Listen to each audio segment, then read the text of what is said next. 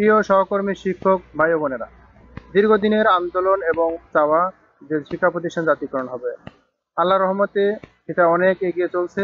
সামনের 13 তারিখ যে সমাবেশ হবে, সেই সমাবেশকে কেন্দ্র করেই বাকিটা আমাদের আশা পূর্ণ হওয়ার একদম দ্বার প্রান্তে পৌঁছে যাবে ইনশাআল্লাহ।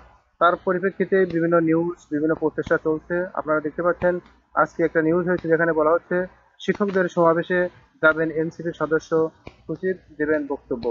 তো এইভাবে আশা করি অন্যান্য রাজনৈতিক দলগুলোও তারা আপনাদের এই আন্দোলনে সাহায্য করবেন এবং আমাদের এই আন্দোলনের সাথে থাকবেন এবং আমাদের জাতীয়করণের পথ আরো উন্মুক্ত করবেন।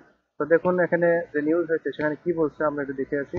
বলা হচ্ছে বেসরকারি এমপিভুক্ত শিক্ষা প্রতিষ্ঠান জাতীয়করণের দাবিতে ঢাকা মহাসমাবেশে যাচ্ছেন জাতীয় নাগরিক পার্টির এনসিপি সদস্য সচিব আক্তার হোসেন। সমাবেশে বক্তব্য রাখবেন আক্তার।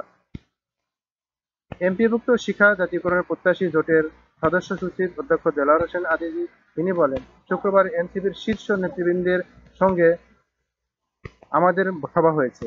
সভার সিদ্ধান্ত অনুযায়ী সদস্য সচিব আক্তার হোসেন এবং শিক্ষা উইংয়ের প্রধান ফয়সাল মাহমুদ শান্ত সহ এনসিপির একটি প্রতিনিধি দল আমাদের সমাবেশে সংহতি জানাতে আসবেন আসবেন এছাড়াও তারা বক্তব্য রাখবেন। জানা গেছে, এমপিওভুক্ত শিক্ষা প্রতিষ্ঠান জাতীয়করণের দাবি আদায়ে আগামী বুধবার জাতীয় প্রেস ক্লাবের সামনে সমাবেশ করবেন শিক্ষকরা। সমাবেশে সফল করতে প্রতিটি বিভাগে 8 জন করে সমন্বয়কের দায়িত্ব দেওয়া হয়েছে। বিভাগীয় সমন্বয়করা জেলা এবং জেলার সমন্বয়করা উপজেলা পর্যায়ে সমন্বয়ক ঠিক করে দিচ্ছেন।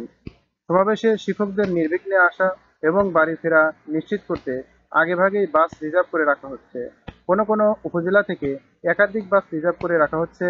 সমাবেশে আসা শিক্ষকদের নিরাপত্তা ও শৃঙ্খলা বজায় রাখতে 300 স্বেচ্ছাসেবী দায়িত্ব পালন করবেন বলে জানা গেছে। এ প্রসঙ্গে অধ্যক্ষ দেলোয়ার হোসেন আজিজি বলেন, সমাবেশ সফল করতে দেশের প্রতিটি জেলা থেকে অন্তত একটি বাস রিজার্ভ করে শিক্ষকদের ঢাকায় আনার প্রস্তুতি চলছে। যদিও অনেক উপজেলা থেকেই 9 থেকে 10টি করে বাস আসবে। সমাবেশে উপস্থিত শিক্ষকদের সংখ্যা 20,000 ছাড়িয়ে যাবে বলে আশা করেছেন এই শিক্ষক নেতা। 2018 সালে জাতীয় প্রেস ক্লাবের সামনে টানা 20 দিন অবস্থান এবং অনশন কর্মসূচির মাধ্যমে সরকারের পক্ষ থেকে শিক্ষকদের জন্য 5% বার্ষিক প্রবৃদ্ধি ও 20% বৈশাখী ভাতার প্রতিশ্রুতি বাস্তবায়িত হয়। সে সময় সরকার জাতীয়করণের প্রতিশ্রুতিও দেয়, কিন্তু পরবর্তীকালে তা বাস্তবায়ন হয়নি। সরকার পতনের পর অন্তর্বর্তী সরকারের শিক্ষা উপদেষ্টার সঙ্গে বৈষম্য নিরসনের বিষয়ে আলোচনা হয় এবং 2024-25 অর্থবছরের উৎসব ভাতা 25% বৃদ্ধি ও পরবর্তী বাজেটে বাড়ি ভাড়া ও চিকিৎসা ভাতা বৃদ্ধি সহ শান্তি বিনোদন ভাতা কার্যকরের ঘোষণা দেন তিনি।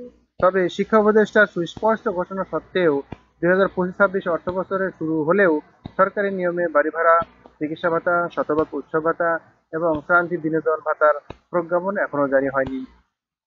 এ অবস্থায় দাবি আদায়ের আবারও রাজপথে নামার ঘোষণা দিয়েছেন শিক্ষকরা। 13ই আগস্ট সরকারের পক্ষ থেকে দাবি আদায়ে সুস্পষ্ট ঘোষণা না দিলে পরবর্তী আরও কঠোর কর্মসূচি পালনের ঘোষণা দেওয়া হয়েছে সমাবেশ থেকে। তো সমাবেশ থেকে দেওয়া হবে।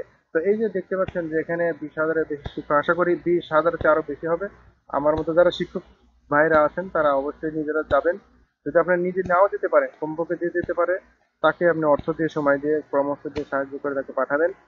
আশা করি এই আন্দোলনে আমাদের যৌক্তিক দাবি এবং বৈষম্য দূর করে আমাদেরকে একটা শিক্ষক হিসেবে জাতির সামনে সম্মানিত পেশা, সেটার সম্মানিত ভাতা এবং অন্যান্য যে আমাদের প্রয়োজনীয় প্রাপ্তি সেগুলো দিয়ে আরো সমাজে বেশি আহ, সম্মানিত হবে বলে আশা করি।